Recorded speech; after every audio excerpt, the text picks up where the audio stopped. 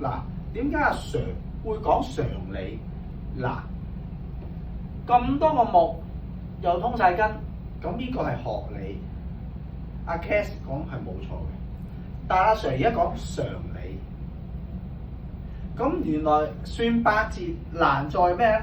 要加學理，又要加常理。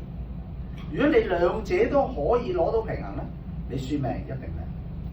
但係如果你淨係喺學理度演繹呢個八字，演繹到曉飛到，你第一步已經錯咗，因為你揸住學理講學八字。